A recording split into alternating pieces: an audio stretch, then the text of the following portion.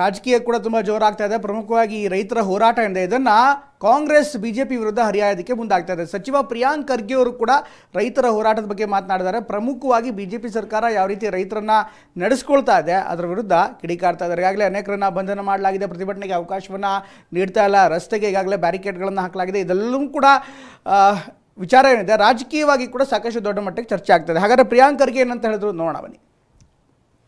ನೋಡಿ, ರಾಷ್ಟ್ರಾದ್ಯಂತ ಏನು ರೈತರ ಹೋರಾಟ ನಡೆದಿದೆ, MSP ಪರವಾಗಿರ್ಬೋದು ಅಥವಾ ಕೆಲವು ಕಾನೂನು ವಿರುದ್ಧ ಇರ್ಬೋದು, ಇವತ್ತು BJP ಸರ್ಕಾರ ರೈತರ ಮೇಲೆ ದಾಳಿ ನಡೆಸೋದು, ಅವರಿಗೆ ಪ್ರತಿಭಟನೆಗೆ ಹೋಗಲಾರ್ದಂತೆ ನೋಡ್ಕೊಳೋದು ಅದು ಅಸಂವಿಧಾನಿಕ.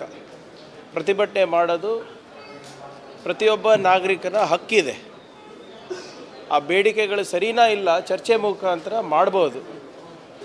ಆದರೆ ಇವತ್ತು BJP ಸರ್ಕಾರ, ಕೇಂದ್ರ BJP ಸರ್ಕಾರಗಳು ರಾಜ್ಯ BJP ಸರ್ಕಾರಗಳಿಗೆ ಹೇಗೆ ಉಪಯೋಗ ಮಾಡ್ಕೊಂಡು ನಮ್ಮ ರೈತರಿಗೆ ಮಧ್ಯಪ್ರದೇಶನಲ್ಲಿ, ಉತ್ತರ ಪ್ರದೇಶದಲ್ಲಿ ನಿಲ್ಲಿಸೋದು, ಬಂಧನ ಮಾಡೋದು, ಇಟ್ ಈಸ್ ಕಂಪ್ಲೀಟ್ಲಿ ಇಲ್ಲಿಗಲ್. ಇದಕ್ಕೆ BJP ಸರ್ಕಾರದವರು ಮತ್ತು ಇಲ್ಲಿ ವಿರೋಧ ಪಕ್ಷದ ನಾಯಕರು ಅದಕ್ಕೆ ಉತ್ತರ ಕೊಡಬೇಕು.